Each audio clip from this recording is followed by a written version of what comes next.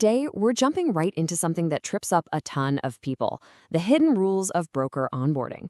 It's a world where the documents you submit are really only half the story, because what regulators and banks actually see, well, that's everything.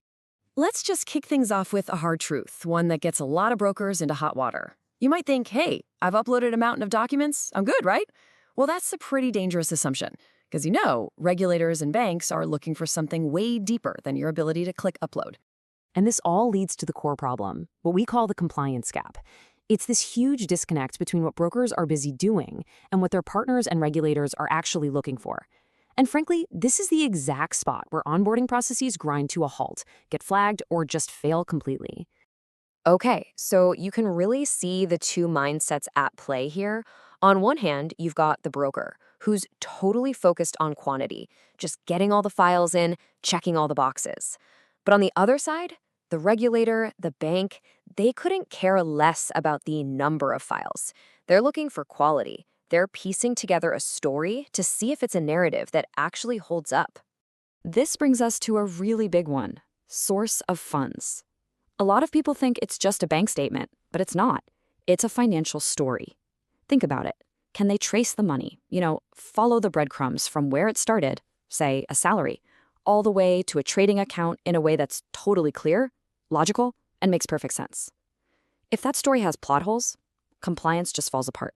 So this is the part that happens behind the curtain. Beyond all the documents you're submitting, there's this whole other evaluation going on. It's a silent check that, honestly, most brokers don't even know is happening. And it's where their real risk profile gets decided. So here's how it really goes down. Yeah, first, you submit your documents. That's step one. But then, before anyone says yes or no, they hit the search engines. They're looking for your brand's digital footprint. And only then do they put it all together, the documents and what they find online, to assess your overall credibility. So what are they really trying to find in this deep dive?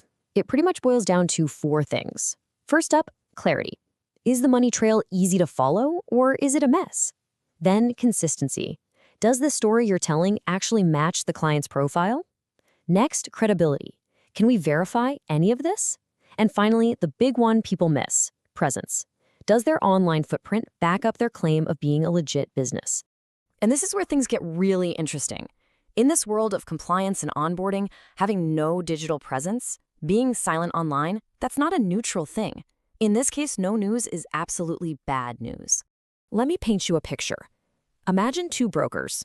Both have squeaky clean financials, perfect on paper. But broker A has zero media presence, no digital footprint at all. Broker B, on the other hand, has a strong online presence with some press mentions and consistent branding. Who do you think gets approved faster? It's broker B every single time. That digital presence is a massive trust signal.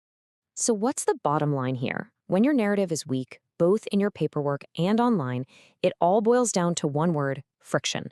It just slows everything down and makes people ask questions you don't want them to ask. And that friction, it immediately gets translated into a higher perceived risk. The second a bank or regulator can't easily verify who you are, they're going to play it safe. And what does that risk lead to? You guessed it, slower onboarding. More questions, more back and forth, more delays, all of which cost you real business. And it doesn't stop there.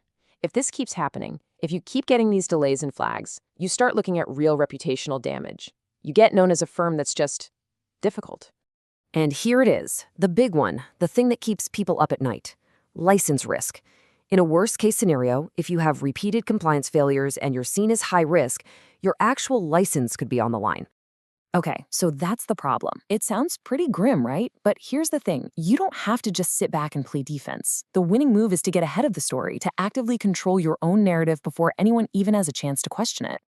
So the real question for you is, how do you build that kind of credibility? How do you create trust signals that are so strong they answer the tough questions before they're even asked? And this right here is where strategic PR completely changes the game. And I'm not talking about marketing fluff. This is about building real, searchable trust signals. It's getting that third-party validation from media that you can't buy. It lets you shape your own story consistently. It acts as a shield, but more importantly, it becomes an engine for real growth. I want you to really think about this for a second. If you aren't actively telling your own story, you better believe Google is. And what Google shows or doesn't show will define you as a risk. It really just boils down to this simple truth. In this environment, silence isn't golden. It's a giant red flag. Visibility, on the other hand, is your single greatest asset.